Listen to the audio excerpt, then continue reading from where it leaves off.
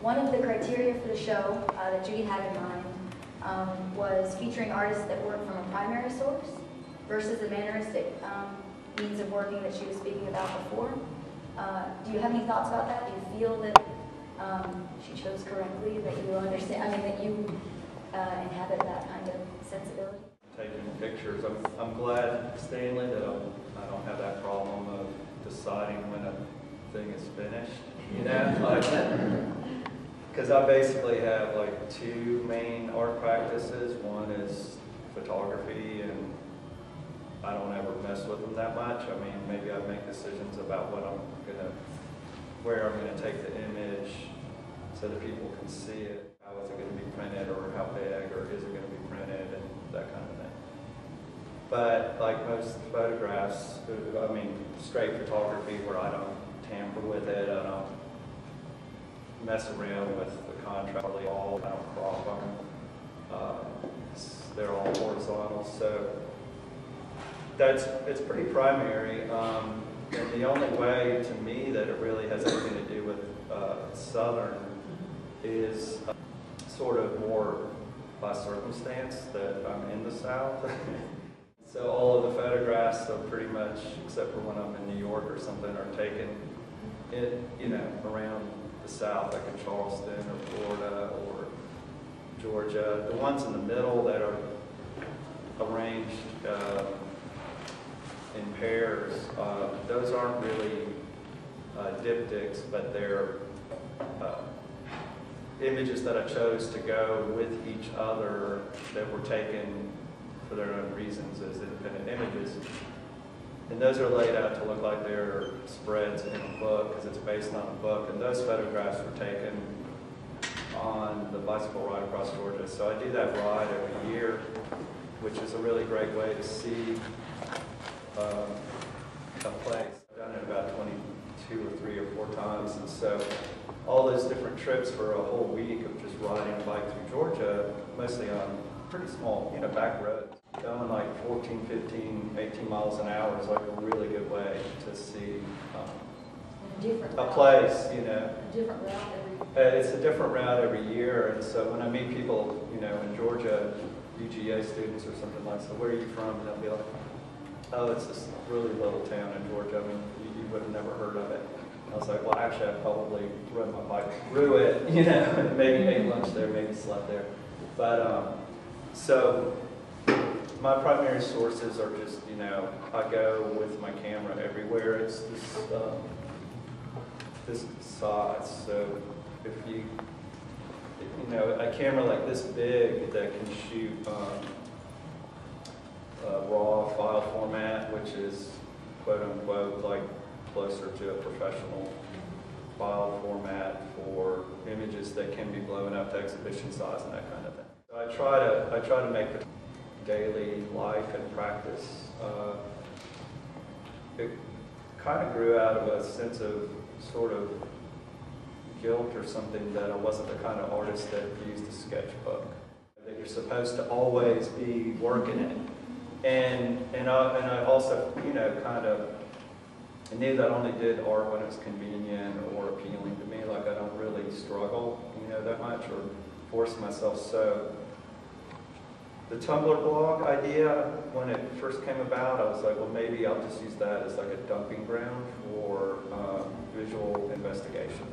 And so it was sort of liberating because by that point in time, all of my real photography was very project-oriented, and I'd have like an idea and a system and coordinate it all, and it'd be more cohesive. So carrying around this type of camera and just taking photographs all the time is something I was already kind of doing, but having an outlet for it that was semi-public, it was really more just as much for me to engage practice. So over 5 years or something, it's turned into a ridiculous amount of image making that it used to be that you would buy like a roll of film that's 24 exposures and took like $15 to get that processed at, just like a regular little drugstore kind of processing place. that helped regulate how often you would take photographs, because 24 images, $15 plus the cost of the film, and the trip down to the processor to drop it off and then to pick it back up. To me, that's a lot of, it just obviously shapes like how many images you would make, even if you're shooting all the time, which I kind of did even then. I looked at my blog, or some days I'll post 12 images that I shot sometime between when I woke up and before I went to bed that day. So 12 images, or 24 a day, something like that. It's ridiculous. So my primary sources, those are the sources. And the reason that it's in Southern is because I was in the South, I guess. That's about it. It's not very prolific. Yes. The issue of quality. See, only if you have access to artists whose works are of very high quality can you even curate. Can you even choose something that, make an exhibition that has a premise or whatever. Only. And so your work has always impressed me as being, I feel like there's a secret to really good photography, and it is that, yes, the subject matter that you shoot, you have a relationship with it in some way, but the great photographers are just out there looking for light. Just looking, so they're photographing the light, as it plays across these things, and it could be, I think that's the same for, Walker Evans, as it would be for you, or any terrific photographer engaged on that level. And also the color and the stylistic qualities of those photos, which really come out when you compare them off like that. My editing process happens mostly before I take the photo. I'm happy to report that even though it's digital, that I don't just shoot like 2,000 pictures to get 20. So mostly what I do is decide, pretty rapidly, but make a decision or make a call. Like this is something that's, I'm going to pause or stop my car or get off my bike or, squat down on the ground or do something in public that, to grab this image. So most of the editing is, if you want to call it editing, is the editing like in the field in life. And I'm sitting there looking through, I use Aperture, I'm sitting there looking through all those images. I keep some just that don't go to the blog because they're just memories, but I don't really dump that many.